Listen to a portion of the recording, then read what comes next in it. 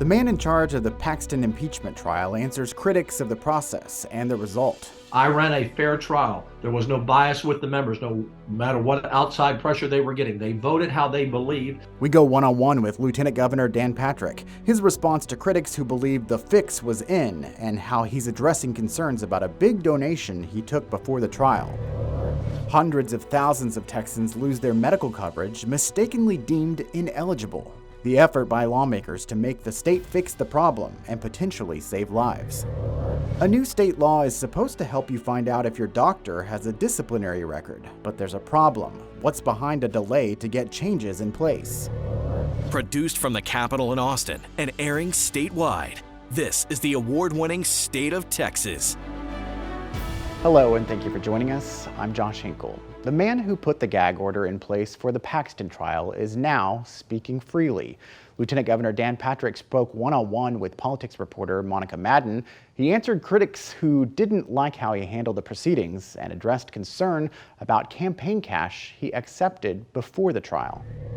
Now, in terms of process, there's been criticism of that from the start. Of course, yourself and others have criticized how the House went about this impeachment process. And on the flip side, some opponents have criticized how the Senate trial operated. I'm sure you might have seen this Wall Street Journal editorial board where they wrote, quote, "The fix was in from the start." How are you defending the Senate's portion of the trial? Well, I'm not defending anything. We did a great job. The Wall Street Journal that in the beginning of the trial said Dan Patrick is a fair judge. The same Wall Street Journal that had an editorial 2 weeks before the trial that everyone was going to be convicted easily. The same Wall Street Journal who, when they say the fix is in and there was lobbying for votes, they said probably. They had no basis to vote to write any of that. So anyone that criticizes that process, well, that's on them because we did it right. And I think everyone gave me good marks for being fair, and both sides thought I was fair. The House is the problem. And this is what I put in my closing remarks, Monica. And some people say, well, why did you say that then instead of an interview? Because 50 and 100 years from now, no one's going to go back and find this interview or any other interview I've done. They're going to go back and look at the court record. And what I wanted to put on the record, Monica, was clear. The House totally ignored everything that was done in the House on the other two statewide impeachments in the 1890s and 1917. Back then, they had basically a trial. Every witness was put under oath. There was cross-examination. The defendant got a chance to address the committee. And then they gave their House members, the 150 House members, weeks to review the evidence. And then they sent boxes, volumes of evidence to the Senate. None of that happened, Monica, this time. I criticized the House because I wanted that to be in the record. So when the next impeachment happens in 25, 50, 100 years, 150 years, they can go back and look what happened this time, and they'll see that what the House did was not near precedent in the past. After your post-verdict speech, which I do want for the record, you had a conviction speech and an acquittal speech. Yes, because I didn't know. I didn't think they would indict based on the evidence that I listened very closely to, of course. I didn't think they would convict on many charges, but I thought maybe one or two, possibly. So I had to be prepared for that. But my speech for that was I would have still said the same thing about the House process. For the record, as you noted. It wasn't to criticize the House. It was to put in the record for history so a future legislature, decades in the future, could go back and see what happened and say, well, we don't want to do that again. And Speaker Phelan, in response to your remarks, said that you, quote unquote, confessed your bias, suggested that it influenced your... Monica, I'm not even going to address the question. It's ridiculous. No, there was no bias. It was clear. And when the speaker says that, then he questions my integrity. There is no bias. I ran a fair trial. There was no bias with the members, no matter what outside pressure they were getting. They voted how they believed. And I respect those who voted for conviction, Republican or Democrat, and those who didn't.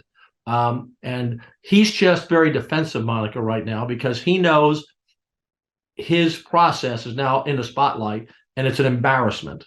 In general, there can be some cynicism from Texas voters when it comes to money in politics in general. I want to ask you about the $3 million donation, Sure, I'm glad you did. Donation from Defend Texas Liberty. Of course, that is not Paxton's political action committee. They did support him and were sending messages asking voters to call on senators to acquit. So what do you say to voters who have some of that cynicism about money in politics and might ask, why did you take that when and you're not up for re-election anytime soon. So I'll be running again in 2026. I think the last election, I don't know, 25 or $30 million. You can't wait till the last day to raise it. You start raising money, a couple of years in advance. And when we're in session, Monica, we're not allowed to raise money until the last 10 days of June after we're out. And I normally raise about 4, 5, or 6 million during that time. The governor raised 18 million in 10 days this time. So that's a fundraising time after session. What people don't talk about is, yes, I did raise about a little bit more than 6 million. Half of it came from the defund PAC, but the other half came from people who support TLR, not from their PAC, but from a lot of the donors who donate to me also donate to TLR, and I don't think they had anything to do with the impeachment, but I want to be clear, but some of their members felt like there should be a trial. Some of their members were also Paxton supporters. But what I'm suggesting is I raised an equal amount of money from both sides, if you look at it, but it was only reported on one side. And, we have to raise money. We'll be back in session in 2025. So you have about a year and a half to raise all the money for 2026. So you raise the money when you can. And no one in the Texas Senate, and I don't believe in the House either, no one who gets a campaign donation, that impacts how they vote on something. There is a certain level of integrity, and I believe, and I just speak for the Senate, it doesn't impact them.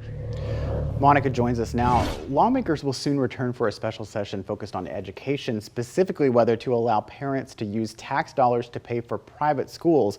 What did the Lieutenant Governor say about how tension with the Speaker could affect work on that issue? Well, Josh, Lieutenant Governor Patrick told me directly that tensions with the Speaker don't matter. That was his exact quote from our interview. He said that he is already aligned with the governor when it comes to their plan for so-called school choice, also called as school vouchers, depending on who you talk to. So he said that ultimately it is incumbent on the House to get to where the governor and the Senate are at, and he didn't seem willing to want to try to work with the Speaker and try to get some of those House rural Republicans who've been opposed to these types of programs. So Patrick said that it ultimately should be up to the Speaker and the governor to come to an agreement, but the Senate is already there and has done their part. So he says that the tensions between the two chambers don't matter, although when we're getting into that special session and down to the details of these differing packages, which the House and Senate could not be further apart, it might hurt the ability for lawmakers to get a package passed quickly. And we know Governor Abbott has said that he will continue to call lawmakers back month after month until they pass an education savings program.